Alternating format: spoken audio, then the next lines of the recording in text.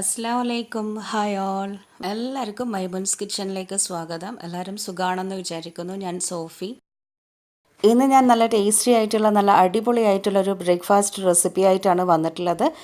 Soft and crispy ആയിട്ടുള്ള oats ദോശയും പിന്നെ അതുപോലെ തന്നെ തേങ്ങാ ചട്നിയുമാണ്. അപ്പം ഓട്സ് വീട്ടിലുണ്ടെങ്കിൽ ഈസി ആയിട്ട് നമുക്ക് പെട്ടെന്ന് തന്നെ ഉണ്ടാക്കിയെടുക്കാൻ പറ്റുന്ന ഒരു ദോശയാണിത്.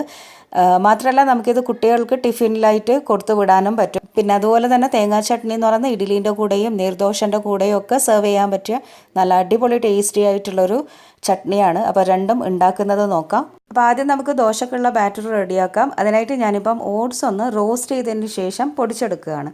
ഒരു പാനിലേക്ക് 1.5 കപ്പോളം ഓട്സ് ഇട്ടിട്ടുണ്ട്. അത് നന്നായിട്ട് ഒന്നങ്ങ് റോസ്റ്റ് ചെയ്തെടുക്കാം. അത്യാവശ്യം ആ ഓട്സിൻ്റെ ഒരു കളറൊക്കെ ചെറുതായിട്ടൊന്ന് മാറി വരും, പിന്നെ ആ ഒരു സ്മെല്ല് വരും. അപ്പോൾ നമുക്ക് ഫ്ലെയിം അങ്ങ് ഓഫ് ചെയ്യാം. നന്നായിട്ട് വറുത്തെടുത്തതിന് ശേഷം ഫ്ലെയിം ഓഫ് ചെയ്തിട്ട് ചൂടാറിയ ശേഷം എന്ത് ചെയ്യണം, ഇതൊന്ന് മിക്സിയിൽ നന്നായിട്ട് ഫൈൻ പൗഡറാക്കിയിട്ട് പൊടിച്ചെടുക്കണം. അപ്പോൾ അങ്ങനെ ഞാനിപ്പം നന്നായി ചൂടൊക്കെ ആറി വന്ന ഓട്സ് ഒരു മിക്സീൻ്റെ ജാറിലേക്ക് അങ്ങ് ഇട്ട് കൊടുത്തിട്ടുണ്ട്. നമ്മുടെ ആ ഒരു ചെറിയ ജാർ എടുത്താൽ മതി. അതിലേക്ക് ഈ ഓട്സ് അങ്ങ് ഇട്ട് കൊടുത്തിട്ട് നല്ല ഫൈൻ പൗഡറാക്കിയിട്ട് തന്നെ വെള്ളമൊന്നും ചേർക്കാണ്ടാണ് അങ്ങനെ അങ്ങ് പൊടിച്ചെടുക്കാം. അങ്ങനെ ഇതിപ്പം ഞാൻ പൊടിച്ചെടുത്ത് വെച്ചിട്ടുണ്ട്. നല്ല ഫൈനായിട്ടുള്ളൊരു പൗഡറായിട്ട് വന്നിട്ടുണ്ട്. പിന്നെ ഇങ്ങനെ നമുക്ക് കുറച്ച് ദിവസത്തേക്കൊക്കെ പൊടിയായിട്ട് പൊടിച്ചിട്ട് അങ്ങനെ വെക്കാം. അപ്പോൾ പെട്ടെന്ന് നമുക്ക് എന്തെങ്കിലുമൊക്കെ ഉണ്ടാക്കണമെങ്കിൽ എടുക്കാമല്ലോ. ഇനിയിപ്പം ദോശക്കുള്ള ബാറ്റർ റെഡിയാക്കാനായിട്ട് ഞാനിപ്പോൾ ഒരു ബൗളിലേക്ക് ഈ പൊടിച്ചിട്ടുള്ള ഓട്സ് അങ്ങ് ഇട്ട് കൊടുത്തിട്ടുണ്ട്. 1.5 കപ്പോളം ഓട്സിൻ്റെ പൊടിയാണ് എടുത്തത്. അതിലേക്ക് 1/2 കപ്പോളം അരിപ്പൊടി ചേർത്ത് കൊടുക്കാം. അരിപ്പൊടി പച്ചരിപ്പൊടിയാണ് ഞാനിപ്പോൾ എടുത്തത്. വറുത്തിട്ടൊന്നുമില്ല, സാദാ പച്ചരിപ്പൊടിയാണ്. പിന്നെ ഒരു 1/4 കപ്പോളം റവ എടുക്കാം. സൂചി അല്ലെങ്കിൽ തരി എന്ന് പറയും. പിന്നെ ആവശ്യത്തിനുള്ള ഉപ്പും ചേർത്തിട്ട് കുറച്ച് വെള്ളം ഒഴിച്ചിട്ട് നല്ലൊരു ബാറ്റർ ആക്കിയെടുക്കാം. അപ്പോൾ ഇത് അത്യാവശ്യം ലൂസായിട്ടുള്ള ബാറ്റർ തന്നെ ആയിക്കോട്ടെ. നമ്മുടെ ആ ഒരു ഇഡ്ഡലീൻ്റെ പോലെയുള്ള ടൈറ്റ് വേണമെന്നില്ല, കുറച്ചുകൂടെ ലൂസായിട്ട് നമ്മുടെ നീർദോശക്കൊക്കെ എടുക്കുന്ന ആ ഒരു കണക്കിനുള്ള ലൂസായിട്ടുള്ള ബാറ്റർ ആയിക്കോട്ടെ. അങ്ങനെ ഇപ്പം ദോശക്കുള്ള ബാറ്റർ റെഡി ആയിട്ടുണ്ട്. ഇനി ഇതിലേക്ക് ഞാനിപ്പം കുറച്ച് പച്ചക്കറികൾ, കുറച്ച് വെജിറ്റബിൾസ് ചേർത്ത് കൊടുക്കുകയാണ്. എന്തൊക്കെയാണെന്ന് വെച്ചാൽ ഒരു 1/4 മുറിയോളം സവാള നിർമ്മയായിട്ട് അരിഞ്ഞിട്ട് അങ്ങ് ഇട്ട് കൊടുക്കാം. ഏറ്റവും ചെറുതായിട്ട് അരിഞ്ഞിട്ട് കൊടുക്കാം. കുറച്ച് മല്ലിയില, കറിവേപ്പില, പിന്നെ ഒരു പച്ചമുളക് ചെറുതായിട്ട് അരിഞ്ഞിട്ട് ഇട്ട് കൊടുക്കാം. പിന്നെ കുറച്ച് ക്യാരറ്റ് ഗ്രേറ്റ് ചെയ്തിട്ട് ഇട്ട് കൊടുക്കുന്നുണ്ട്. അപ്പം ഇതൊക്കെ ആകുമ്പം കളർഫുള്ളായിരിക്കും. പിന്നെ മാത്രമല്ല നമുക്കിത് തിന്നുമ്പം കടിക്കാനും നല്ലൊരു ടേസ്റ്റ് ആയിരിക്കും. ആ ഒരു ഊത്തപ്പമൊക്കെ തിന്നുന്നതിൻ്റെ ഒരു ടേസ്റ്റ് കിട്ടും. അങ്ങനെ ഇപ്പം എല്ലാം നന്നായിട്ട് മിക്സ് ആക്കിയിട്ടുണ്ട്. ഇനി ഇതൊരു അരമണിക്കൂർ അല്ലെങ്കിൽ കുറഞ്ഞതൊരു 20 മിനിറ്റെങ്കിലും നമുക്കിങ്ങനെ അടച്ചിട്ട് വെക്കാം. അപ്പോൾ നമ്മളിതിലേക്ക് റവയൊക്കെ ചേർത്തതല്ലേ, അപ്പോൾ എന്തായാലും കുറച്ച് വെള്ളമൊക്കെ കുടിക്കും. ഓട്സും റവയും ഒക്കെ വെള്ളം കുടിക്കും, വെള്ളം പെട്ടെന്ന് അബ്സോർബ് ചെയ്യും. അപ്പോൾ അതുകൊണ്ട് ഒരു 10-15 മിനിറ്റെങ്കിലും നമ്മളിങ്ങനെ അടച്ചിട്ട് വെക്കണം.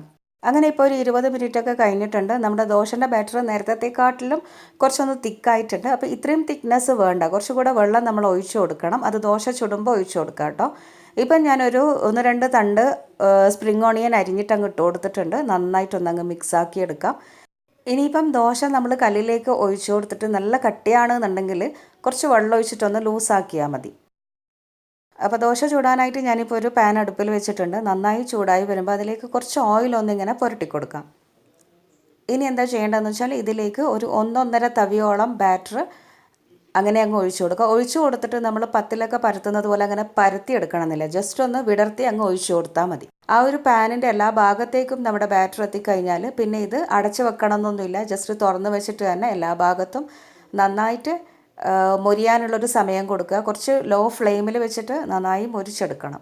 അപ്പോൾ അടിഭാഗമൊക്കെ നന്നായിട്ട് ആറി വരുമ്പം നമ്മുടെ ആ പാനിൽ നിന്ന് ഈ ഒരു ദോശ അങ്ങ് വിട്ട് വരും. അന്നേരം അടുത്ത ഭാഗത്തേക്ക് അങ്ങ് തിരിച്ചിട്ട് കൊടുക്കാം.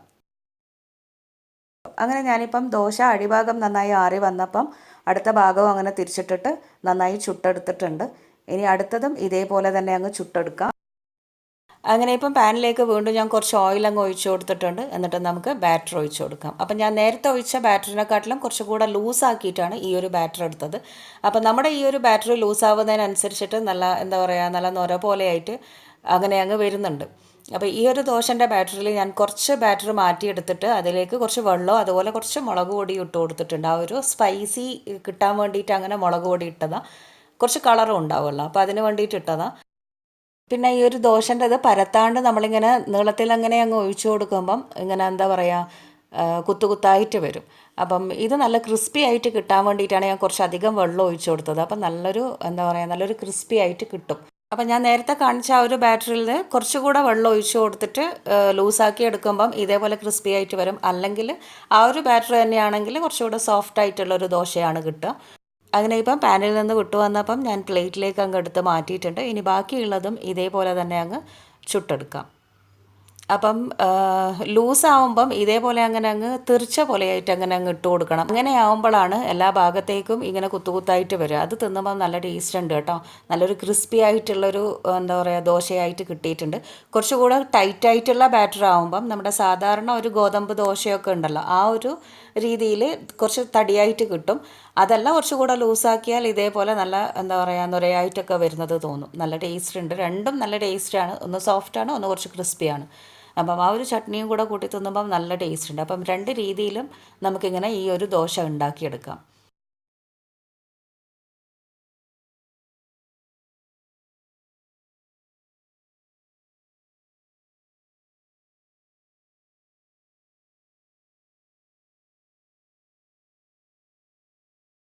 അങ്ങനെ ഇപ്പം ദോശയെല്ലാം റെഡി ആയിട്ടുണ്ട്. റെഡ് കളറിലുള്ളതും അതുപോലെ തന്നെ ആ ഒരു വൈറ്റ് കളറിലുള്ള ദോശയും റെഡി ആയിട്ടുണ്ട്. ഇനി നമുക്ക് ചട്നി ഉണ്ടാക്കുന്നത് നോക്കാം. അപ്പോൾ ചട്നി സാധാരണ നമ്മൾ എല്ലാം കൂടെ തേങ്ങ പച്ചയൊക്കെ അരച്ചിട്ടാണ് വെക്കുക. ഞാനിതൊക്കെ ഇന്നൊന്ന് മാളിച്ചിട്ടൊന്ന് വഴറ്റിയെടുത്തിട്ടാണ് വെക്കുന്നത്. അതിനായിട്ടൊരു പാനിലേക്ക് ഞാനൊരു 2 ടീസ്പൂണോളം വെളിച്ചെണ്ണ ഒഴിച്ച് കൊടുത്തിട്ടുണ്ട്. നന്നായി ചൂടായി വന്നപ്പം അതിലേക്ക് 1 ടീസ്പൂൺ കടലപ്പരിപ്പും 1 ടീസ്പൂൺ ഉഴുന്ന് പരിപ്പും ചേർത്ത് കൊടുത്തിട്ടുണ്ട്. അപ്പോൾ അത് രണ്ടും മൂത്ത് വന്നപ്പം ഒരു 3-4 വറ്റൽമുളക് ഇട്ട് കൊടുത്തിട്ടുണ്ട്. വറ്റൽമുളകും ഈ ഒരു എണ്ണയിൽ കിടന്ന് നന്നായിട്ട് അങ്ങ് മൂത്ത് വരണം. ഇനി ഇതിലേക്കൊരു 4-5 കുഞ്ഞുള്ളി അരിഞ്ഞിട്ട് അങ്ങ് ഇട്ട് കൊടുക്കാം. കുഞ്ഞുള്ളി അല്ലെങ്കിൽ ഒരു അരമുറിയോളം സവാള അരിഞ്ഞിട്ട് ചേർത്ത് കൊടുത്താൽ മതി. അപ്പം ഞാനിപ്പം കുഞ്ഞുള്ളിയാണ് എടുത്തത്. ഇനി എല്ലാം കൂടെ നന്നായിട്ട് ആ എണ്ണയിലൊന്ന് നന്നായിട്ട് മാളിച്ചെടുക്കണം. അപ്പം അത്യാവശ്യം ഒന്ന് മാളി മൂത്ത് വന്നു എന്ന് കണ്ടു കഴിഞ്ഞാൽ അതിലേക്ക് അരിഞ്ഞ് തക്കാളി അങ്ങ് ഇട്ട് കൊടുക്കണം. അപ്പോൾ ഒരു മീഡിയം സൈസിലുള്ള തക്കാളി അരിഞ്ഞിട്ട് ഞാൻ അങ്ങ് ഇട്ട് കൊടുക്കുന്നുണ്ട്. എന്നിട്ട് എല്ലാം കൂടെ നന്നായിട്ടൊന്നങ്ങ് മിക്സാക്കി വഴറ്റിയെടുക്കാം. അപ്പോൾ എല്ലാം കൂടെ എണ്ണയിൽ അങ്ങനെ അങ്ങ് കിടന്ന് വഴന്ന് വരുമ്പം നല്ലൊരു മണമൊക്കെ വരും. നല്ലൊരു എന്താ പറയുക ആ ഒരു മുളകൊക്കെ മൂത്ത് വരുമ്പോഴുള്ള മണം നല്ല അടിപൊളി മണമാണ്. അപ്പോൾ ഇനിയിപ്പോൾ ഇതിലേക്ക് ഞാൻ 1 ടീസ്പൂണോളം പൊട്ടുകടല ചേർത്ത് കൊടുക്കുന്നുണ്ട്. പൊട്ടുകടല എന്ന് പറയുന്നത് സാമ്പാർ കടല എന്നും പറയും. നമ്മുടെ മണിക്കടലയൊക്കെ പോലെയാണ് ആ ഒരു പൊട്ടുകടല ഉണ്ടാവാൻ. ഇതിലേക്കൊരു 2-3 വെളുത്തുള്ളീൻ്റെ അല്ലി ഇട്ട് കൊടുക്കാം. എന്നിട്ട് എല്ലാം കൂടെ നന്നായിട്ടൊന്നങ്ങ് മിക്സ് ആക്കിയെടുക്കാം. അപ്പം അത്യാവശ്യം എല്ലാം ഇപ്പം നന്നായിട്ട് മൂത്ത് വന്നിട്ടുണ്ട്. ഇനി ഇതിലേക്ക് ഞാനിപ്പം ഒരു 2 പിടിയോളം തേങ്ങ ചിരവിയതങ്ങ് ചേർത്ത് കൊടുക്കുകയാണ്. നമ്മുടെ കയ്യിൽ ഒതുങ്ങുന്ന അത്രയും 2 പിടിയങ്ങ് തേങ്ങ ചേർത്ത് കൊടുക്കാം. എന്നിട്ട് നന്നായിട്ടൊന്നങ്ങ് മിക്സ് ആക്കിയെടുക്കാം. അപ്പോൾ ഈ തേങ്ങ അധികം അങ്ങ് മൂത്തിട്ട് നല്ല കളറൊന്നും ആയി വരണ്ട, ജസ്റ്റ് ഒന്ന് ചൂടായാൽ മതി. എല്ലാം കൂടെ ഒന്ന് മിക്സായിട്ട് ഒന്നങ്ങ് ചൂടായാൽ മതി. അന്നേരം ഫ്ലെയിം അങ്ങ് ഓഫ് ചെയ്യാം. അപ്പോൾ എന്തായാലും ഇതിനൊരു കളറ് കിട്ടാൻ വേണ്ടിയിട്ട് ഞാനൊരു ടീസ്പൂണോളം കാശ്മീരി റെഡ് ചില്ലി ചേർത്ത് കൊടുക്കുന്നുണ്ട്. ജസ്റ്റ് ഒരു കളറിന് വേണ്ടിയിട്ടാണ്. നമ്മളെന്തായാലും എരിവിന് വേണ്ടിയിട്ട് വറ്റൽമുളക് ചേർത്ത് കൊടുക്കുന്നുണ്ട്. അപ്പോൾ അതുകൊണ്ട് കളറ് വേണമെന്നുണ്ടെങ്കിൽ മാത്രം ഒരു ടീസ്പൂണൊക്കെ കാശ്മീരി റെഡ് ചില്ലി ചേർത്ത് കൊടുക്കാം. നന്നായി മിക്സാക്കിയിട്ട് എല്ലാത്തിൻ്റെയും ആ ഒരു പച്ചമണമൊക്കെ മാറിയെന്ന് കണ്ടു കഴിഞ്ഞാൽ ഫ്ലെയിം ഓഫ് ചെയ്യുക. എല്ലാം കൂടെ നന്നായി പിടിച്ച് വന്നിട്ടുണ്ട്. ഇനി എന്ത് ചെയ്യാം, ചൂടാറിയ ശേഷം ഇതൊരു മിക്സിൻ്റെ ജാറിലിട്ടിട്ട് കുറച്ച് വെള്ളം ഒഴിച്ചിട്ടൊന്ന് നന്നായിട്ട് ഇതങ്ങ് അരച്ചെടുക്കാം. അങ്ങനെ ഇതിപ്പം നല്ല ഫൈൻ പേസ്റ്റ് ആക്കിയിട്ട് അങ്ങ് അരച്ചെടുക്കാം. ഞാനിപ്പോൾ ഇത് അരച്ചെടുത്തിട്ടുണ്ട്. അത്യാവശ്യം നല്ല ഫൈൻ പേസ്റ്റാക്കി എടുത്തിട്ടുണ്ട്. ഒരു അര ഗ്ലാസ്സൊക്കെ വെള്ളം അത് അരഞ്ഞ് കിട്ടാൻ വേണ്ടിയിട്ട് മാത്രമുള്ള വെള്ളം അങ്ങ് ഒഴിച്ചു കൊടുത്താൽ മതി. അങ്ങനെ നമ്മുടെ ചട്നി റെഡി ആയിട്ടുണ്ട്. ഇനി ഇത് വേണമെന്നുണ്ടെങ്കിൽ മാത്രം കടുക് തൂമിച്ചിട്ട് കൊടുക്കാം. അപ്പം ഞാനിപ്പോൾ എന്തായാലും കടുക് തൂമിച്ചിടുന്നുണ്ട്. കുറച്ച് വെളിച്ചെണ്ണയിലേക്ക് കടുകിട്ടിട്ട് നന്നായി പൊട്ടിച്ചെടുക്കാം. അതിലേക്ക് കുറച്ച് വറ്റൽമുളകും കറിവേപ്പിലയും ഇട്ട് കൊടുക്കാം. നന്നായി ഒന്നങ്ങ് മൂപ്പിച്ചെടുത്തിട്ട് അരച്ച് വെച്ചിട്ടുള്ള ആ ഒരു തേങ്ങാ ചട്നിയിലേക്ക് അങ്ങ് ഇട്ട് കൊടുക്കാം. അപ്പം കടുക് തൂമിച്ചിടുക എന്നുള്ളത് ഓപ്ഷണൽ പാർട്ടാണ്, വേണ്ടവർ ചെയ്താൽ മതി. പിന്നെന്ന് പറഞ്ഞാൽ ഇത് വെള്ളമൊന്നും ചേർക്കാണ്ട് നല്ല ടൈറ്റായിട്ടും അങ്ങനെയും അരച്ചെടുക്കാം. അപ്പം ഞാനിപ്പം കുറച്ച് വെള്ളമൊക്കെ ചേർത്തിട്ടാണ് അരച്ചെടുത്തത്. ഒന്നിങ്ങനെ കൂട്ടി തിന്നാനൊരു ഇത് വേണമല്ലോ, അപ്പോൾ അതിന് വേണ്ടിയിട്ട് കുറച്ച് വെള്ളമൊക്കെ ചേർത്തുന്നേ ഉള്ളൂ.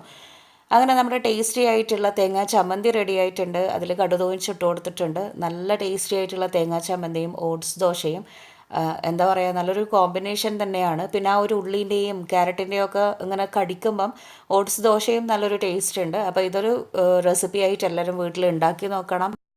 അപ്പോൾ വീഡിയോ കണ്ടിട്ട് ഇഷ്ടമായി എന്ന് വിചാരിക്കുന്നു. ഇഷ്ടമായാൽ എന്തായാലും നിങ്ങൾ ലൈക്ക് ചെയ്യാനും ഷെയർ ചെയ്യാനോ ഒന്നും മറക്കരുത്. വീട്ടിൽ ഉണ്ടാക്കി നോക്കിയിട്ട് എന്നോട് അഭിപ്രായം പറയുകയും ചെയ്യണം.